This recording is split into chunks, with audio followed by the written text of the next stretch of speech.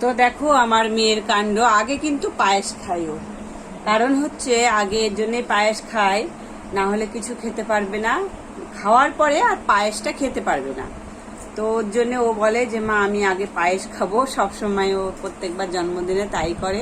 ও তোমাদেরকে আর একটা কথা আমি বলি, আমার মেয়ের জন্মদিন তো আমি যদিও সেইভাবে করি না, তাও এইভাবে রান্না করে যাই হোক একটু দিই।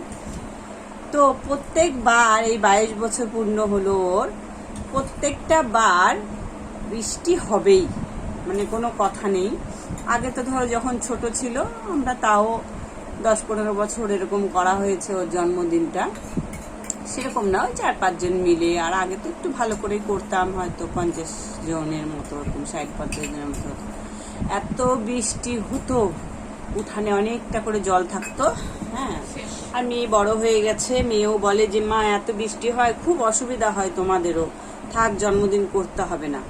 তো এইবার আমি ফার্স্ট দেখতে পাচ্ছি। আর ও জন্মদিনে তো কিছু করলাম না, পরেই দিলাম খেতে। ও জন্মদিন ছিল রবিবার, আর আজকে মঙ্গলবার দেওয়া হলো। তো এইবার ফার্স্ট টাইম দেখছি যে বৃষ্টি নেই। ও খেতে বসলেও এত বৃষ্টি আর মানে ঘরে তো বৃষ্টি পড়েই, এদিক ওই দিক দিয়েই। মা ওই যে বৃষ্টির জল আমাকে ছোঁয়া দিতে চলে এসেছে দেখো। ওর যখন জন্ম হয় না তখন মানে একটা মাঠ পড়ে সামনে, খেলার মাঠ, সেই মাঠে নাকি আমার শাশুড়ি গল্প করে যে সেই মাঠে হাঁটু পর্যন্ত জল, জানো, ওর যখন জন্ম হয়। কি করে যাব তাও, মানে আমাদের বংশের মধ্যে ধরো ওর বাবা ওরা হচ্ছে 6 ভাই। তো 2 ভাইয়ের যখন বিয়ে হলো, 2 জনেরই ছেলেই ছিল, তারপরে ও মেয়ে। আর আমাদের বংশে মেয়ের সংখ্যা কমই ছিল আগে, এখন ঠিকঠাক আছে ছেলে মেয়ে নিয়ে। তো ও ফার্স্ট ছিল, এবার মেয়ে হয়েছে, সবারই একটা আনন্দ আলাদা। তো দেখতে তো যেতে ইচ্ছাই করে। সবাই তাই বলছে, হ্যাঁ এত জল এত বৃষ্টি, তাও ওরকম জল বৃষ্টির মধ্যেই সবাই গেছে দেখতে। তো দেখছো তো আমার মেয়ের কাণ্ড, এই যে খাচ্ছে, পায়েস খাওয়া শেষ হয়ে গেছে। ডাল খাবো না, ডাল উঠিয়ে নাও, এখন তুমি ডালটা উঠিয়ে নাও, পরে খাবো।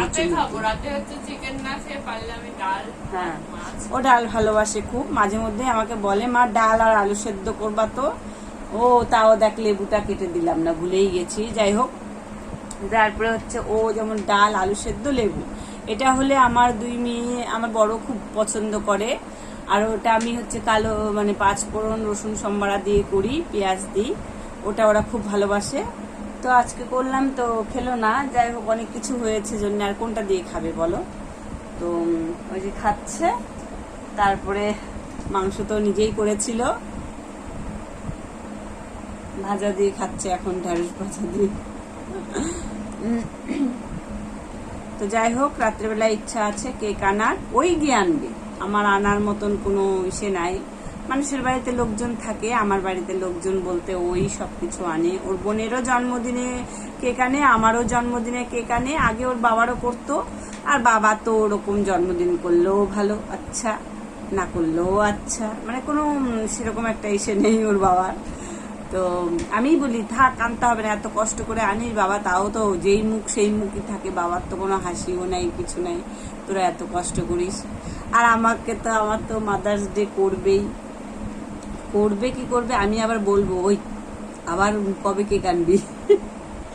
এই শুনেই আমার মেয়েরা খুব খুশি হয়, বলে মা তোমার তো জন্মদিন আছে, আবার কেক আনা হবে।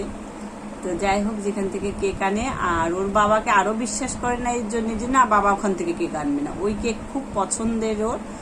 তো ওই গিয়ে নিয়ে আসবে কেকটা। ওর বোন তো এখনো অত বড় হয়নি, যে অনেকটা দূর ওটা জায়গাটা, ও পারলে যেতে পারবে, কিন্তু আমরাই ছাড়ি না এখনো পর্যন্ত, এর জন্যেই ও যায় না। এরপরে তো ওই যাবে, দেখবা সব বিষয়ে ওকেই আনতে হবে কেক। আজকে অনেক বছর ধরেই আমার এই বড় মেয়েই নিয়ে আসছে, আমার জন্মদিনেরও কেক নিয়ে আসে, ওর বোনেরও নিয়ে আসে, ওরও নিয়ে আসে। আমরা ওই একটা দোকান থেকেই কেকটা নিয়ে আসা হয় আমাদের। তো যাই হোক, খাওয়া সবটা, তোমরা থাকো, দেখো।